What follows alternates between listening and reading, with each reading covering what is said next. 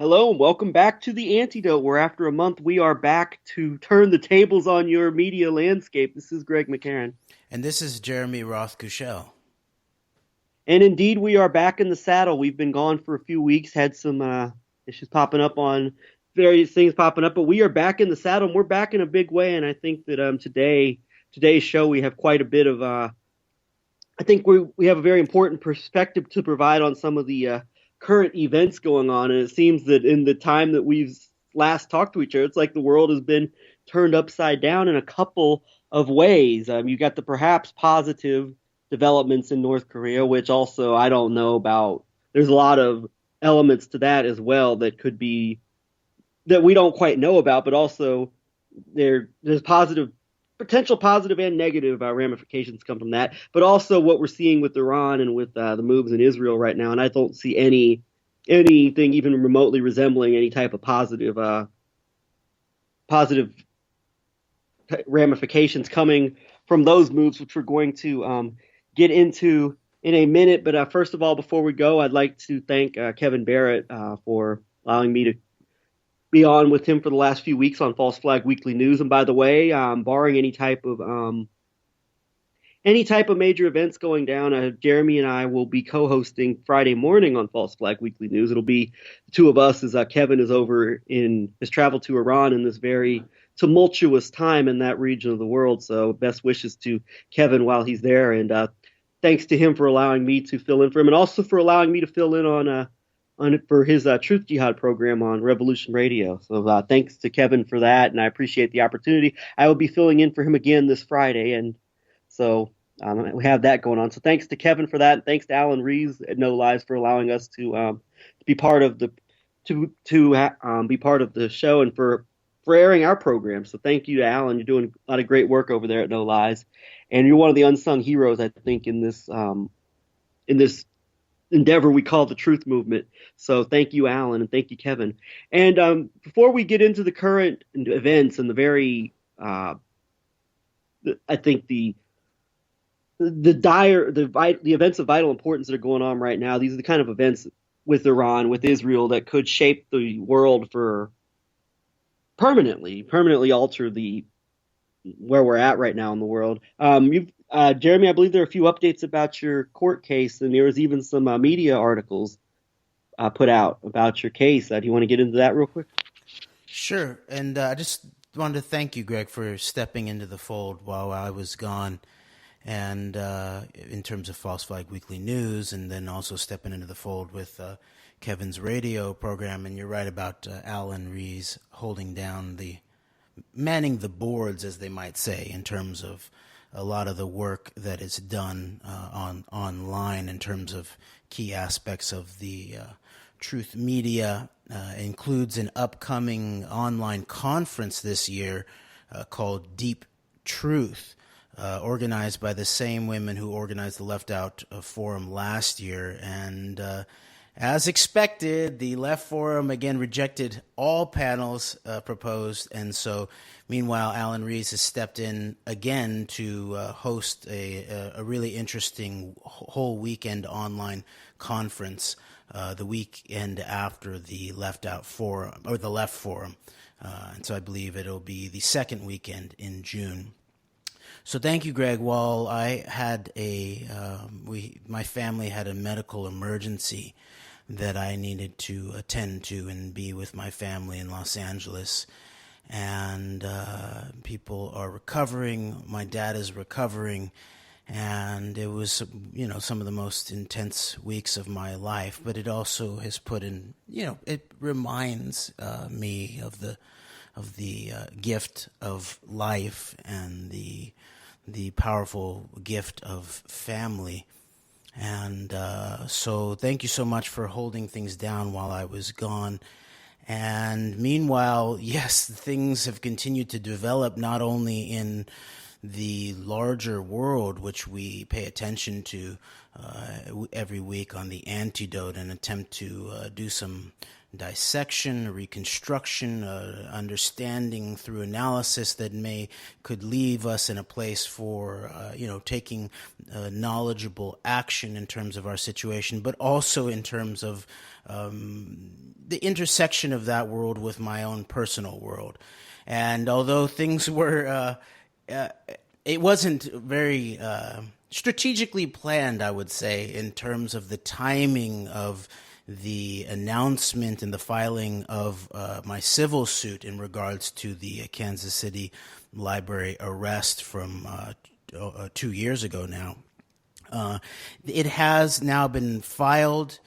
It was filed while I was with my family, with my dad, in the hospital in Los Angeles, and it has been covered a little bit in various aspects of the press, along with getting picked up by the AP in the Midwest, I believe, and then sort of being exported around the country and aspects of the world in terms of Israel, in terms of some of the newspapers.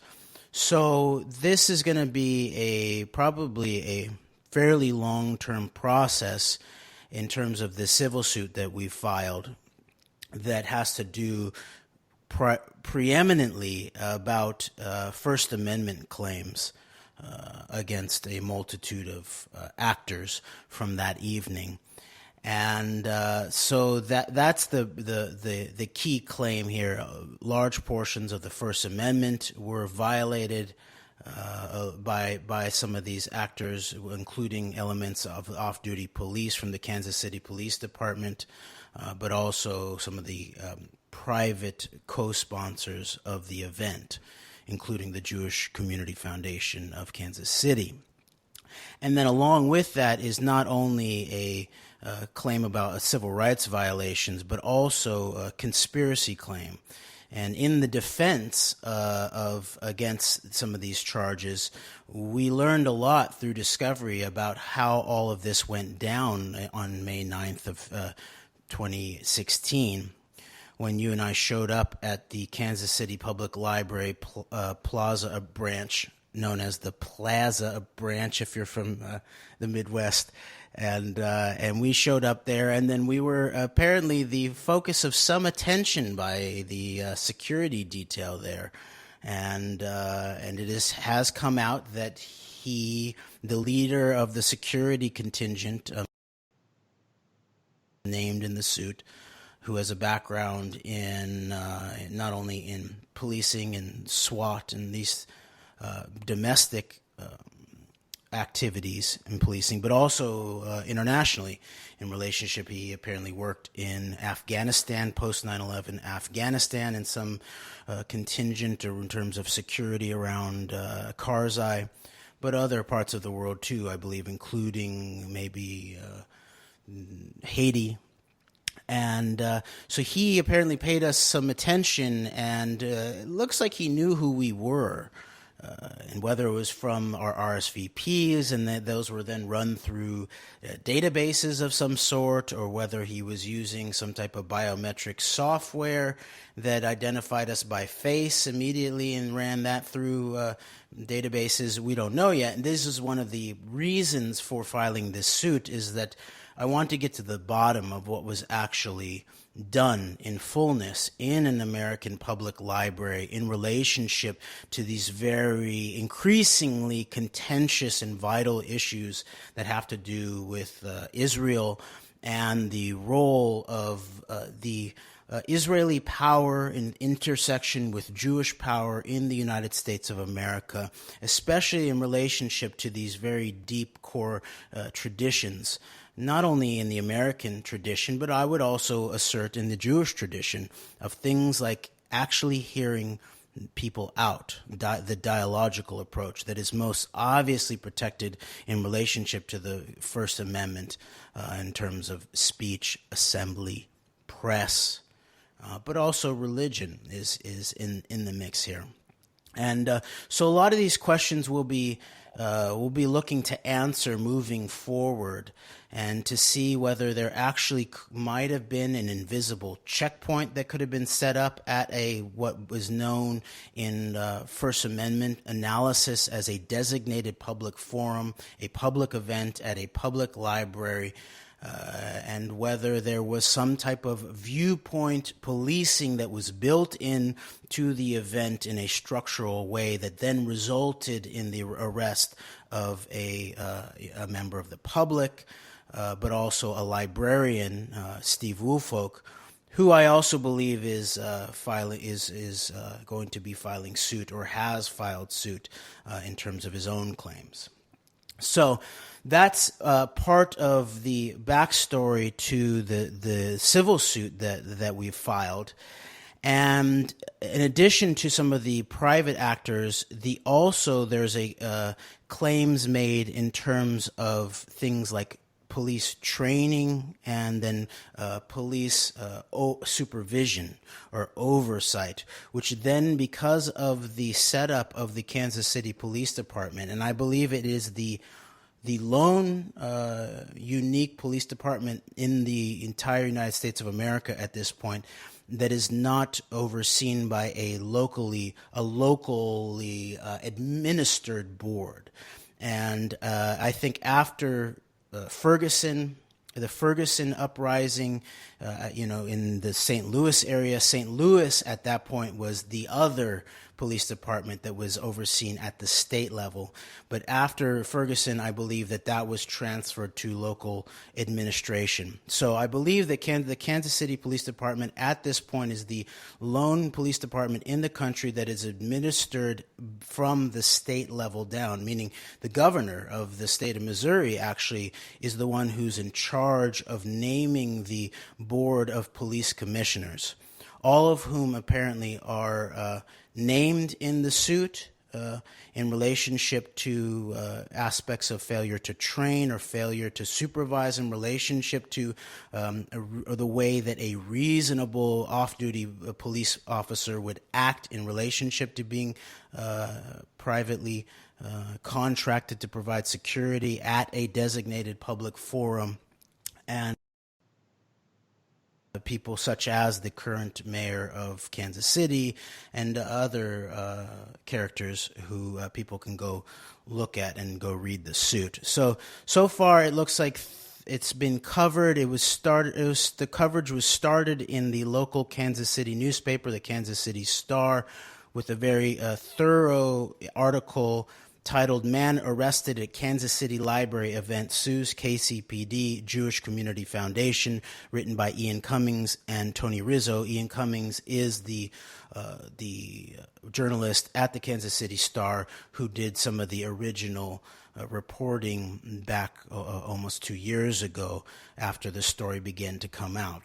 But I just want to remind people that this is different. This story is going to progress differently this time because I didn't lead the way in relationship to press strategy. My wife Lori and I last time, we actually led the way in terms of strategically approaching, first of all, getting the story into the press, and then also some of the framing of it early on, and it seemed to have been done in a way where it was first reported on not by the local press, which had actually been part of there was an attempt by a lot of the involved people for this not to be talked about publicly, so it could be cleaned up in a quiet and sort of more private fashion. But some of the actors failed to clean it up, and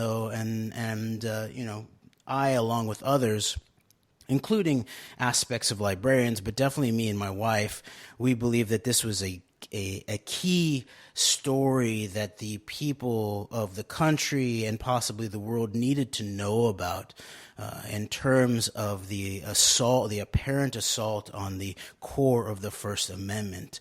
And so we decided to talk to this Bill of Rights Defense Counsel at the time, Chip Gibbons, and who framed it under a civil rights way, and then also made some focus on the librarian Steve Woolfolk rather than on me and my specific viewpoint that seemed to have triggered this entire incident in some way. So that then progressed through the media, made its way back into the local media. But all along the way that the press has covered this or has not covered this is also very interesting to me. So I've been watching it all along, also seeing the way that the alternative media has covered it and other aspects have not covered it. And so I'm keeping my eye on this. So this article is maybe the most thorough of all of the articles. It really sort of takes people back through the history of what happened and some of the things that are being said. One of my lawyers, Arthur Benson, is quoted as says, quote, "The suppression of lawful speech at the library is what happens when people and organizations let their irrational fears of criticism dictate their unconstitutional conduct," unquote. And it said, it's not quoted, but he said that he wrote an email to the Star that I have always been a peaceful critic of Israel. And so in certain ways, I actually feel like all along the way, there's been some contention about actually publishing what the nature and what the actual words in my question that were, so outrageous that it deserves some type of physical and legal response to it, rather than just saying, sir, we'd like to move on. So all along the way, even my own lawyers at times have been reluctant to publish the actual wording of my question and to put it into court documents. But my wife and I have been firm about that needs to happen, because of course when this is being reported and people are just having hearsay about what was the question, what did he say that deserved some type of physical response and arrest and ejection and all these types of things and year-long legal process, and it's very hard to tell if you were actually just reading the main press about this scenario, about what was it. And so all along the way, some people have tried to characterize me as having asked about the Palestinian situation and the Israeli assault on the Palestinians, and so I'm a Palestinian solidarity activist. And in many ways, even there's some aspect of the way that even my own lawyer here has characterized my viewpoint that it seems, I believe, to sort of hint in the direction of sort of easing me into this box of the sort of progressive Palestinian solidarity activists. And since we've always talked about this, that I am in solidarity with the Palestinian people.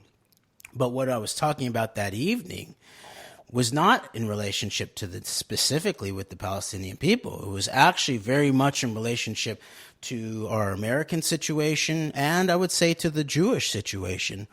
And the core of the content of my speech had to do with, are we going to stand up and be ethical Jews and Americans and protect actual, American and Jewish lives of individuals, or are we going to allow the continuity of agenda of state-sponsored terrorism and the individual life, as whether it's American or Jewish, as expendable into this larger geopolitical construct of strategy of tension, of power politics, and of course, at the bottom of the global hierarchy in terms of these kind of power politics are the Palestinian people.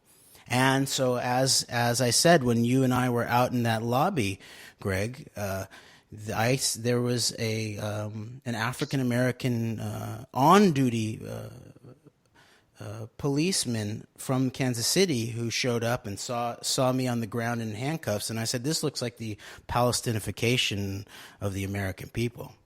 And I thought I saw maybe a nod. And so this is the question on the table.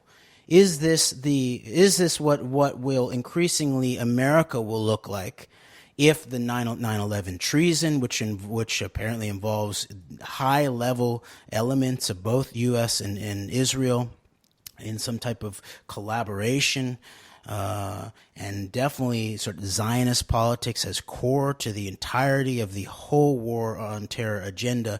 But there is the so-called homeland, remember that language, post 9/11 language to describe the United States of America, which is really more of an idea than anything related to so-called blood and soil, which is where it seems that the Zionists in Israel and the white Zionists and the alt-right in the homeland seem to agree upon. Whether the homeland is going to be further and further occupied in terms of the training of our police in Israel, in terms of an occupying mentality and the tactics of a racialized supremacist long-term occupation, and this issue of biometrics and databases. And we've, since this incident that we were, together involved in, we've now become aware of the Talpiot program and how crucial understanding the Talpiot program is this long-term strategic Israeli military intelligence planning to dominate the cyber sector worldwide. And as in our program of how the Talpiot program works from, a couple months ago or weeks ago, we pointed out that Netanyahu himself has pointed out that the combination of the economic and the intelligence security power that is represented by the predominance of the firms, as Netanyahu calls them, in the cyber sector, leads to actual diplomatic power. And in the background, of course, it's carrot and stick. It's kill switch diplomacy, or you can get the smart city, apparatus with the gulagic background underneath it all. So that's the questions on the table here. The local NPR also covered it. They titled it "Lawrence Activist Sues Over Arrest at Kansas City Library Public Event 2 years ago." And it's interesting also. Go for it, Greg. Oh, no, I'm just listening. It's interesting how, to me, the most interesting aspect of this is how the elements within, say, mainstream type of media outlets, even in Israel, Times of Israel, I believe, even covered this story or were willing to at least run articles about it, while obviously not really getting into the actual depths of what you actually discussed as you were talking about just now. But the so-called alternative media, everything from Democracy Now! To even some of the more, I think, better alternative media outlets out there, such as Mint Press News, they've all not even touched this story at all. So it's interesting that it's getting more traction in elements of the mainstream media than even within the so-called alternative media, even though, of course, the mainstream establishment media outlets that are covering this are not getting into what you actually said. I find that really interesting. Yes, and so this is an interesting next go-around in terms of the press coverage. It's sort of the meta-learning behind this is to also sort of learn things about the way that the media works, both the so-called mainstream media and the alternative media. And we noticed before, during the first go-around, during the defense side of this, that there were, like you said, there was key aspects of the alternative media that never quite were able to cover this, such as the New York Review of Books were able to, or the AP, or the Times of Israel, and yet the alternative media across the spectrum in many ways, a lot of the key players who were informed of this, I personally informed of this through their tips line and all of that multiple times, through press releases and all of that, they somehow were not able to pick up on one of the purest First Amendment cases that I'm familiar with in many ways. Yeah. And then one last thing I've been noticing too is, and this has been all the way along here, and you're intimately involved in this, Greg, is that we were not only there involved in this peace, to peaceably assemble that aspect of what our rights that are natural, that are protected underneath the First Amendment, but we were also there doing press functions. And even when we were searched on the way in, I mused out loud to Sergeant Satter, who was the off-duty sergeant who searched us, who, by the way, has been one of the more honest characters involved in all of this. And as far as I can see, he has a tendency to tell the truth, even though he was allegedly involved in this conspiracy to violate rights and was tasked to search us and was involved in the subsequent arrest afterwards in relationship to Steve, but also sort of signing off in relationship to us. But I mused when he wanted to search us whether this had to do with that I was on the public record asking questions, fact-based questions to public figures that some of them found uncomfortable, and documenting that for the public record. And he acknowledged my right to do so and then allowed us in. And so all along the way, in most aspects of the press, this idea that this was a violation of the press has been completely glossed over. And in a lot of the reporting on it, it sort of said, there was just a cell phone video that was taken of it. It doesn't even mention that you, as my friend and associate, actually took the video yourself, and nowhere that I can find has it even said that, yeah, that was the camera that was in my bag that was searched by Sergeant Satter on our way in, that I then asked the deputy director of the library, Carrie Coogan, whether it was okay to record before the event even started, and that I recorded large portions of the event on that camera, and then I handed it over to you when I went up to the Q&A. And you really kept your cool and courageously recorded the entire experience. Yeah. And without my intention to practice my personally held press rights, the Supreme Court's already found that press is not some right that belongs to corporate newspapers, alone. No, it's a personally held fundamental right that we, the people, hold. And actually, in a way, we hold it even more deeply than any sort of corporate press. And that night, we literally held that power in our hands and continued holding it. And because you were able to keep the camera on the sequence of events, that's the only way that there's actually a clear record of what happened, especially with a ton of actors involved in this who have shown themselves to be not the greatest friends with the truth, shall we say. And so the press, once again, in the form of we the people, stepped into the fold and made sure that there was actually an account of the assault on the press itself, including... go for it. I'll say about that I don't know if you've been in a situation quite like that before, but I know you've been in some situations where you've been forcibly in the process of trying to use your First Amendment rights to speak truth to power. I know you've had some situations, maybe not quite as intense as that one, but you've been in situations before.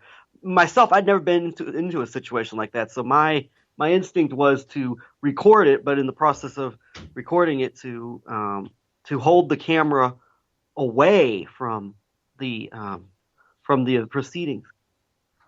That way, I was able to get the audio of it, but I got the video of you actually talking to them once the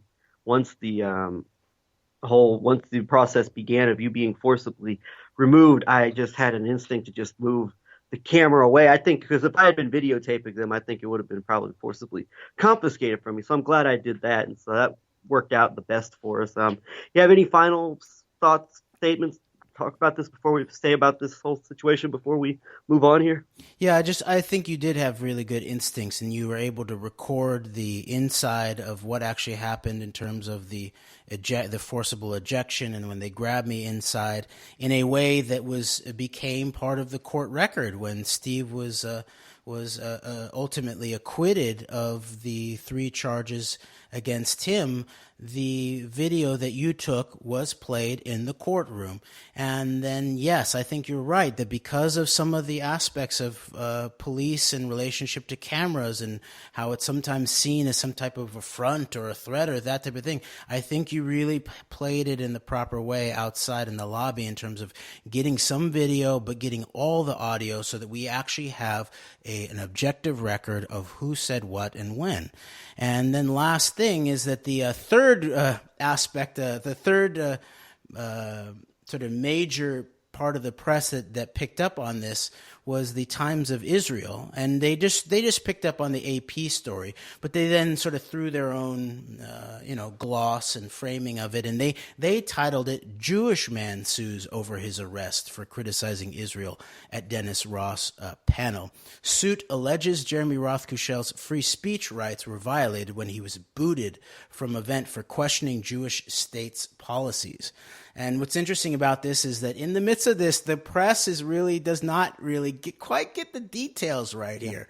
There was, and actually I opened up my question by talking about this very interesting and disturbing fact that I just found out about, that the Stern Gang, Lehi, sort of a proto-Israeli, prior to the founding of the Jewish state, sort of Zionist extremist terrorist group, had allegedly sent mail bombs to Truman in the year before Truman immediately decided to apparently recognize the state of Israel. And so this is not quite right, because as Dennis Ross said, it's not really Israeli state policy to do terrorism, nor is it U.S. state policy to do terrorism. But that was the point of the question: is these exceptional events, the deception, the state terror deceptions of false flag operations, where even the people who are supposed to be protected by our countries, in this case, me speaking as a Jewish American in terms of the U.S. government and the Israeli government as the government of the Jewish state, all along the way, there's these incidents where the people who are supposed to be protected by the state are utilized in some way in these deceptive, violent events to increase certain aspects of the most toxic forms of state power.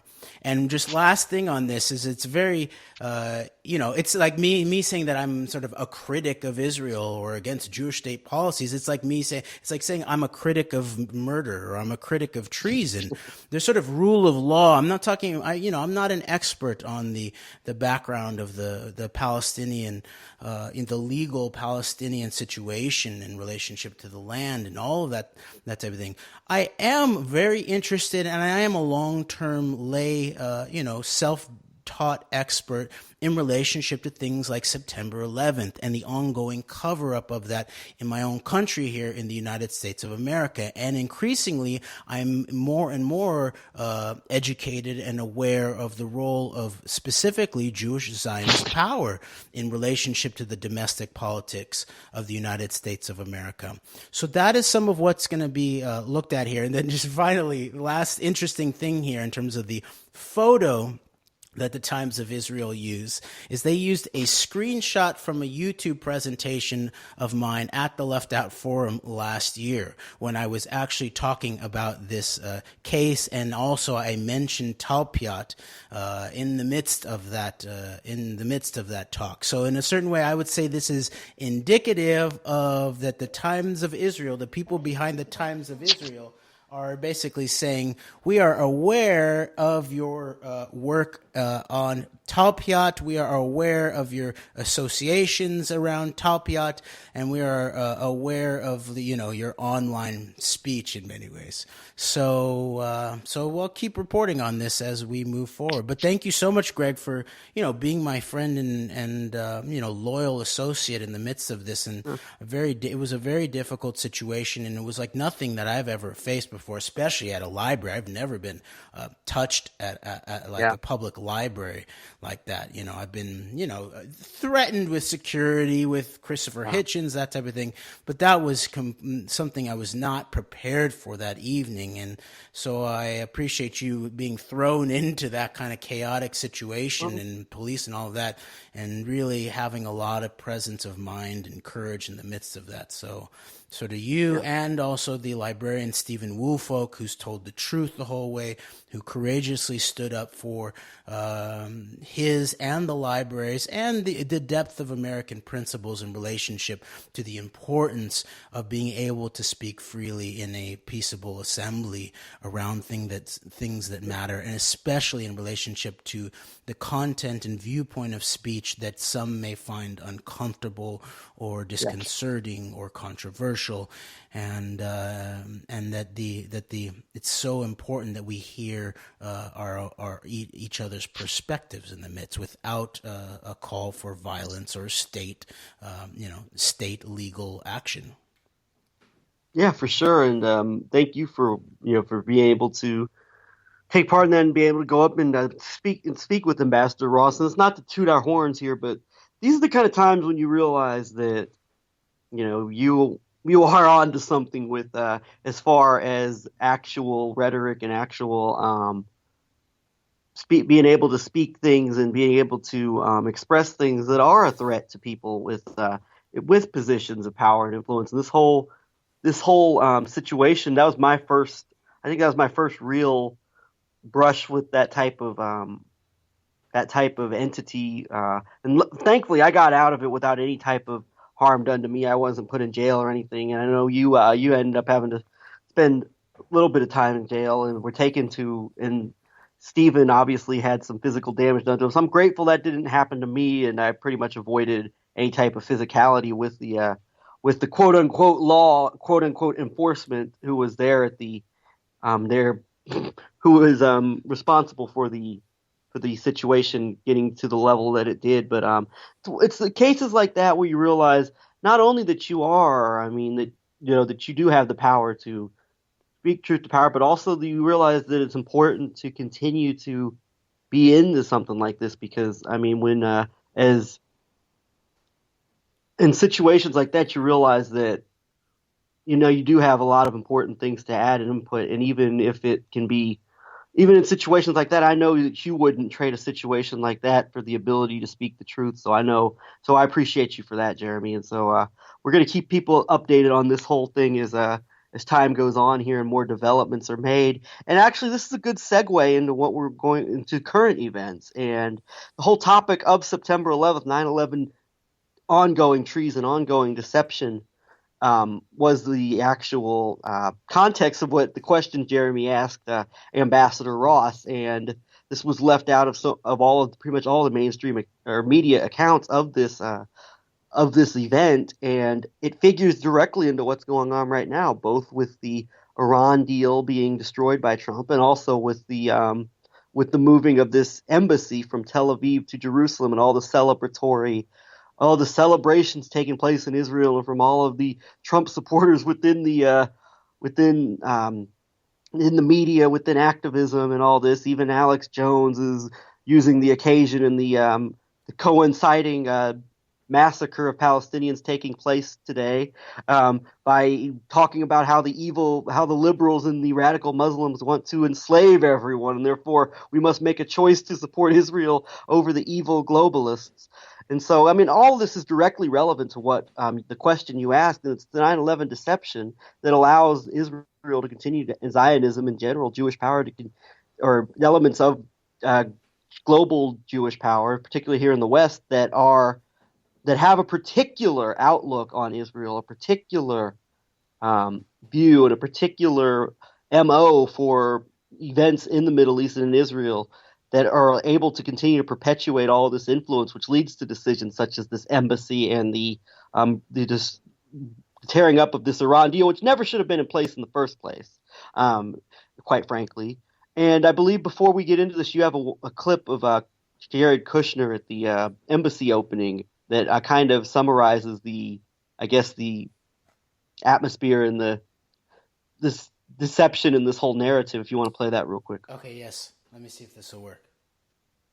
Last year, President Trump announced to the world that the United States would finally recognize the truth, that Jerusalem is the capital of Israel. He also declared that we would soon move our embassy from Tel Aviv to Jerusalem, And just 5 months later, we are standing on these grounds.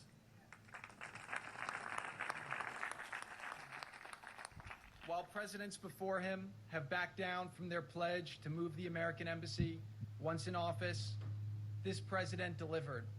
Because when President Trump makes a promise, he keeps it.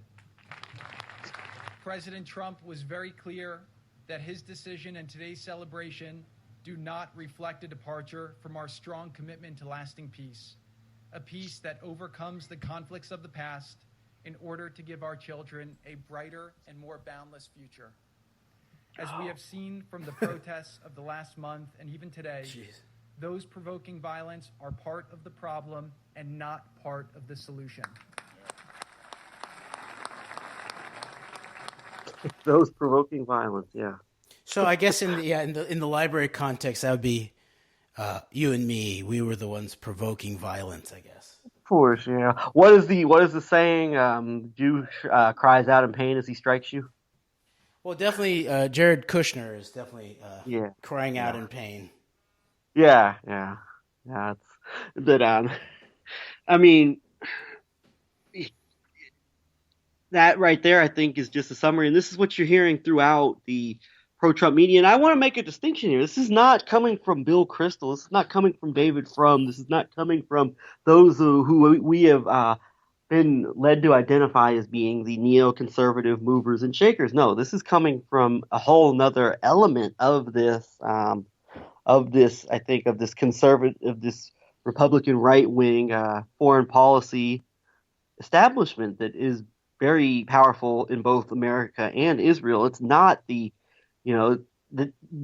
never Trump neocons, as they're called, are not the only people that are driving Republican foreign policy. They're driving this hardline Israeli policy. Matter of fact, I'd argue in some ways they probably aren't really down with some of these moves that are being made. Perhaps with the Iran deal, yes, but I don't think they're into all this religious symbolism with the embassy being moved and all this and that. So there's a whole nother element behind this, and we've discussed this on previous shows. There are other well-informed observers out there who I believe have covered these issues, and unfortunately they're few and far between in terms of really shedding light on a lot of this hard right-wing religious Zionist network that has been with Donald Trump pretty much the entire time, at least ever since the shakeup in his campaign, in which Steve Bannon and the Breitbart Mercer Council for National Policy wing of the Republican establishment took over his campaign. And so we're talking about an entirely different entity here. And I think when you see these moves being made, this embassy being moved, the Iran deal, JCPOA being ripped up and destroyed. And by the way, I want to make clear that the Iran deal was not a benevolent move. It was a means, I think, to subvert Iran from the inside, as far as lead it into a direction more economically as well as culturally, in a more westernized neoliberal direction. So let's be clear that this was not a benevolent deal for the Iranians and for peace or whatnot. I mean, it was, number one, it kept alive the same deceptions about this imminent Iranian nuclear threat that allows all this rhetoric that's going on now and the destruction of this deal. It kept that in place by Obama perpetuated the Iranian threat, which allowed for this thing to be pushed to the level it's at now, with Trump moving out of this deal and I think inflaming tensions in a serious way. But also it was a means to, I think, subvert Iran culturally and economically and westernize it, so to speak, and as we've seen happen in so many other countries before. So it was not a benevolent deal, but on the other hand, it was a means, I think, to try and perhaps at the very least slow down the pace of a potentially catastrophic conflict type, or a major move by either the United States or Israel that would perhaps create even more all-out chaos than already exists in that region of the world. So in some ways, I think this was a pushback to try and rein in the hardline elements in the U.S. and Israel that would do something as potentially catastrophic as perhaps bomb an Iranian alleged nuclear facility or whatnot. So I think that this was, but also, that when you hear the rhetoric from, say, a Netanyahu or some of the Israeli hardline supporters or people opposed to this deal, you can understand why the Obama administration was not friendly with, say, elements within the Netanyahu government. I mean, Netanyahu, remember, came over to the United States and basically lambasted Obama in front of Congress for wanting to put this deal together that he opposed. So, and it's the same thing with the hardline domestic policy in Israel, whether it's this embassy building, which I think politicians have paid lip service to, although I think some of these previous presidents and presidential candidates paid lip service to it, but ultimately had people behind them who I'm sure let them know this was not a wise move to make as far as for the sake of relationships and geopolitical reasons. And in both of these cases, you're starting to see why these hardliners, Zionists, religious types in both Israel and the United States were so opposed to the Obama administration, whether it's this Iran deal or whether it's this push for this embassy removal, the removing of any type of pretense of unbiased or impartiality in how the U.S. In the treatment of the Palestinians. And so you're seeing where these elements would be so opposed to a lot of what was going on in the Obama administration. And now that's just been completely turned upside down. And I think that what's so important here is how the media, both the quote unquote mainstream and quote unquote alternative media, have completely missed the point, I think, in identifying these forces that are behind Trump, that are behind the moves for this embassy, for this Iran deal to be destroyed. And what it is, it's not a force of America first foreign policy doves or whatnot, non-interventionists. I think it's more of a religious type of messianic hardcore religious vision for the nation of Israel and for the world in general, that you have this clique, this contingent of hardliners in Israel with their support in the United States from both hardcore or religious Christians and Jews that are pushing for this to fulfill these events that have been these events that are considered to be holy and that are considered to bring about a Messiah and to bring about I guess in some cases, the end of the world, as a lot of these people believe. And you have organizations such as the Council for National Policy that are at the center of, I think, here in the United States, of creating these policies and putting these entities, putting these people in places and positions of influence to steer us in a direction like this. So you're seeing, I think, what the real motivations were of the people who were behind Donald Trump, whether we're talking about perhaps some of his quote-unquote Russian connections that you have in there with elements of Chabad, and then some of the quote-unquote Russian businessmen, whether we're talking about people like Eric Prince, the messianic would-be bringer about of Armageddon and the religious prophecies via Blackwater and his crusade against the Muslim world, or whether we're talking about the Breitbart take over the Trump campaign and just the fervor from these hardline religious Zionists regarding the election of Trump, and that he would be the person to fulfill the promises of, our promises that were promised to us in our holy books and whatnot. So I think this is where we need to go with this. And so much of the alternative media, quite frankly, for the most part, has been a disgrace in handling this, whether they're knowingly working hand in glove with these interests, as someone like Alex Jones increasingly is, or whether they're just unaware of all this information or omitting it for their own reasons. I mean, you've completely missed this narrative, and all we've heard about instead is how, Trump's fighting the deep state and they're out to get him. If you're Alex Jones, it's the globalist. If you're an alt-right person, it's the Jews. And you're leaving this narrative completely out of it, where you have this whole other element of this power structure that has influenced elections with both Bush elections, that does have wields a tremendous amount of power and influence in our political system that has been completely left out of this narrative. And I think that this is the reason why we're in this situation we are at now, where we're at the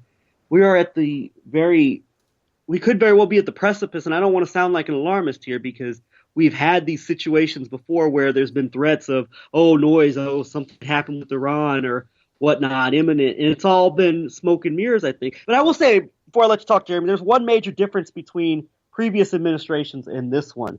Certainly in the Obama administration, you had this pushback, and you had an administration in place of people primarily who were not interested who are not down with the kind of agenda that we're seeing play out now with this hardline Zionist policy being pushed to both Israel as well as its relationships with domestically as well as with Iran and globally.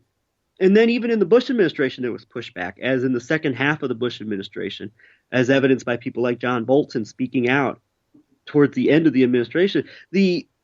I think the less hardline elements won out over the hardliners as far as this Iran policy, as far as hardline right-wing domestic Israeli policy, won out in this whole battle.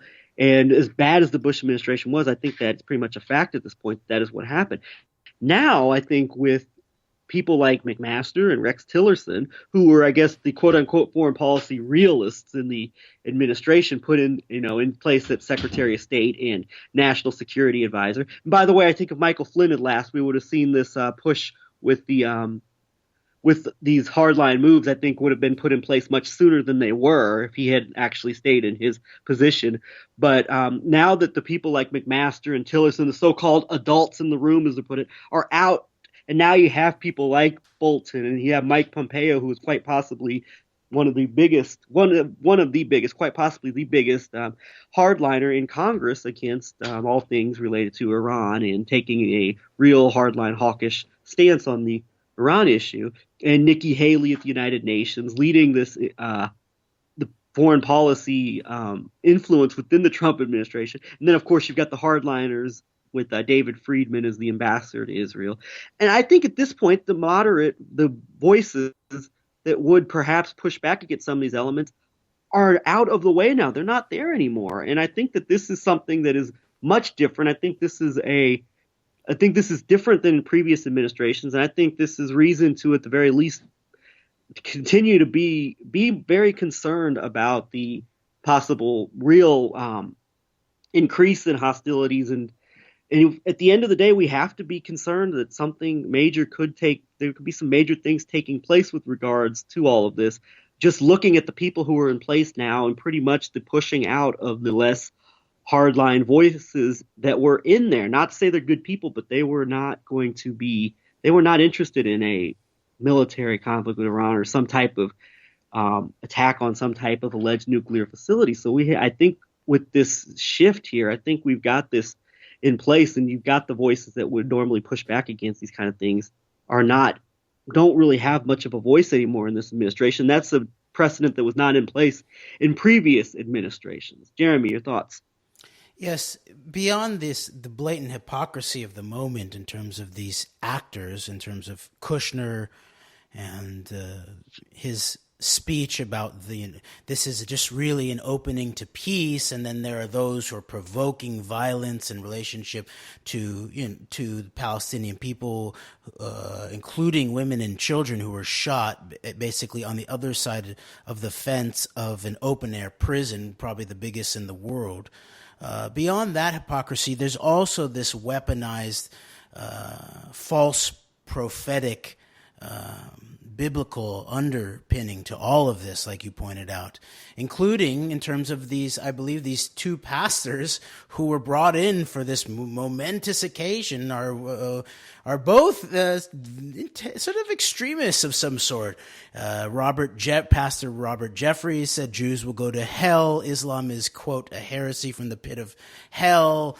Then I believe there's Hagee, your buddy Hagee, who's also there. So this sort of gives you an idea of what is driving this in many ways. And although I don't believe that this is actually, sure, there are true believers in all of this, but to me it seems Pastor Hagee's not a true believer, my friend.